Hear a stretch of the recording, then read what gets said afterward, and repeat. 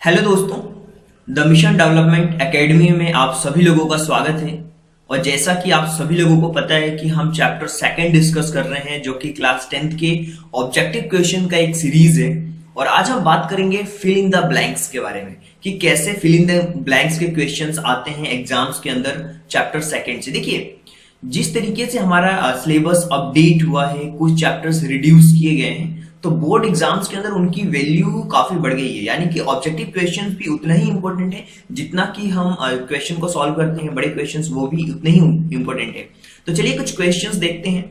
यहाँ पे लिखा हुआ है सबसे पहले क्वेश्चन नंबर फर्स्ट। यहाँ पे लिखा हुआ a polynomial is a degree 1, जिस पॉलिनोमियल के डिग्री 1 होती है उसे हम क्या कहते हैं, आप सबको पता होगा। अगर आपने हमारे कॉन्सेप्ट वाले वीडियो लेक्चर्स को देखा होगा तो उसे हम कहते हैं लीनियर पॉलिनोमियल, राइट। इसी तरीके से अब हम बात करते हैं सेकंड वाले क्वेश्चन के बारे में, जिसमें हमें दिया हुआ है कि a cubic polynomial is degree. Cubic के अंदर कितनी डिग्री होनी चाहिए पॉलिनोमियल की, तो उसकी होनी चाहिए 3। इसी तरीके से आगे बढ़ते हैं और जो हमारा थर्ड क्वेश्चन है उसके बारे में डिस्कस करते हैं। We get the original number if we multiply factors. अगर हम फैक्टर्स का मल्टीप्लाई करते हैं तो हमें उसका ओरिजिनल नंबर हमें मिल जाता है, जो वो नंबर होता है। जैसे सपोज फॉर एग्जांपल अगर हमारे पास 12 है, ओरिजिनल नंबर है हमारा, राइट, और इसके फैक्टर है हमारे पास 2, यानी कि 4 है और 3 है। अगर आप 4 और 3 का मल्टीप्लीकेशन करेंगे तो क्या होगा, आपको ओरिजिनल नंबर मिल जाएगा। सेम वही चीज है कि अगर आप फैक्टर का मल्टीप्लीकेशन करते हैं तो आपको ओरिजिनल नंबर मिल जाता है। यहां पे लिखा हुआ है degree of reminder is always then degree of divisor. देखिए, डिग्री ऑफ डिवाइजर से हमेशा वो लेस होता है, या तो आप बोल सकते हैं वो लेस होता है, कम होता है, या फिर आप बोल सकते हैं वो स्मॉलर होता है। दोनों ही चीजें आप बोल सकते हैं। इस कंडीशन में दोनों ही चीजें सही होंगी। अब हम बात करते हैं हमारा जो नेक्स्ट क्वेश्चन है उसके बारे में, जिसमें कि क्वेश्चन नंबर 5, 6, 7, 8 को देखेंगे। देखिए, क्वेश्चन नंबर 5 के अंदर हमें दिया हुआ है, पहले ही हमें डैश दिया हुआ है, equation is valid for all value of its variable. देखिए, आइडेंटिटी जो इक्वेशन होती है, आइडेंटिटी अगर दी होती है तो वो सबके लिए क्या होता है, ऑल वैल्यूज के लिए वेरिएबल जो इक्वेशन होता है वो वैलिड होता है।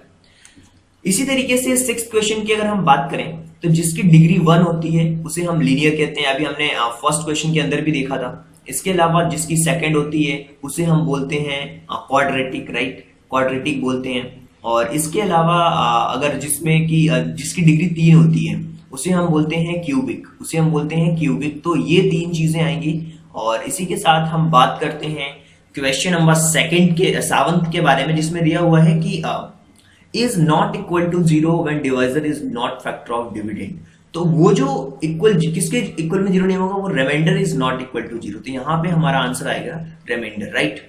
इसी तरीके से हम आगे बढ़ते हैं और नेक्स्ट क्वेश्चन के बारे में डिस्कस करते हैं कि जीरोस दिए हुए हैं पॉलिनोमियल के, जिसको हमें बताया गया है कि precisely x coordinate the point of where graph y का जो ग्राफ है ना पी एक्स लेवल, तो कहां पे इंटरसेक्ट करेगा, वो एक्स एक्सिस पे इंटरसेक्ट करेगा। बहुत सिंपल सा क्वेश्चन था।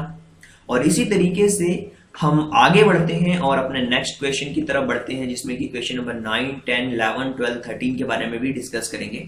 तो सबसे पहले क्वेश्चन नंबर 9 को देखिए। यहाँ पे दिया हुआ है कि the algebraic expression in which of the variable has non negative integral exponent only is called.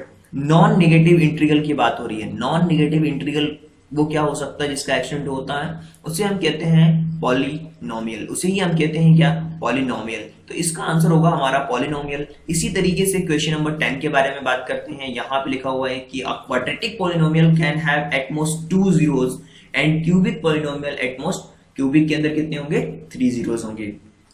इसी तरीके से क्वेश्चन नंबर 11 पे आते हैं। यहाँ पे दिया हुआ है कि is a polynomial of degree. देखिए, अगर कांस्टेंट होगा ना तो उसकी डिग्री 0 होती है, तो यहाँ पे हम लिख देंगे कांस्टेंट, राइट, ये कांस्टेंट होगा। इसी तरीके से अगर हम बात करते हैं क्वेश्चन नंबर 12 के बारे में कि अगर हमारा अल्फा बीटा जीरोस के of the quadratic polynomial A square plus B X plus C, तो alpha plus beta equal to क्या होता है, minus C minus B upon A और alpha into beta C upon A. ये तो बिल्कुल formula ही आपको पता है। और क्वेश्चंस के आपने रिवीजन जब हमारा देखा होगा, जो पूरा कॉन्सेप्ट रिवाइज कराया है उसके अंदर भी ये सारी चीजें क्लियर की गई हैं आपको, राइट। इसी तरीके से क्वेश्चन नंबर अगर हम 13 की बात करें तो भी वहां पे चीजों को आप समझ सकते हैं अच्छी तरीके से। क्वेश्चन नंबर 13 के अंदर जो चीजें दी जा रही हैं कि अल्फा बीटा गामा 3 चीजें दी जा रही हैं, और यहाँ पे जीरोस दिए हुए हैं क्यूबिक पॉलिनोमियल का फॉर्मेट यहाँ पे दिया हुआ है, और इसके साथ ही अल्फा बीटा और गामा इन तीनों का प्लस माइनस बी अपॉन ए होता है, राइट। और highest power of variable in the polynomial it's called, highest जो पावर होती है उसे हम कहते हैं पॉलिनोमियल के अंदर डिग्री। देखिए पॉलिनोमियल के अंदर डिग्री हाईएस्ट पावर कहलाती है, राइट। अब हम आगे बढ़ते हैं और इसके कुछ और क्वेश्चंस के बारे में डिस्कस करते हैं, उसको समझने की कोशिश करते हैं कि किस तरीके से क्वेश्चंस वर्क कर रहे हैं। तो क्वेश्चन नंबर 15, 16, 17 के बारे में डिस्कस करेंगे। तो चलिए सबसे पहले बात करते हैं क्वेश्चन नंबर 15 के बारे में, जिसमें दिया हुआ है कि एक लीनियर पॉलिनोमियल है जिसको रिप्रेजेंट किया जाता है एक किससे। देखिए लीनियर पॉलिनोमियल होता है ना, उसको हम हमेशा एक स्ट्रेट लाइन से रिप्रेजेंट करते हैं, उसको हमेशा हम एक स्ट्रेट लाइन से ही रिप्रेजेंट करते हैं। तो इसका जो आंसर होना चाहिए वो होना चाहिए एक स्ट्रेट लाइन।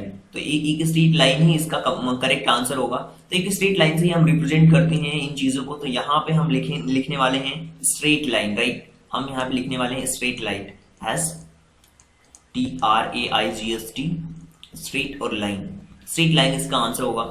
क्वेश्चन नंबर 16 देखिए, zero of a polynomial is always, क्या होता है वो हमेशा जीरो ही होगा।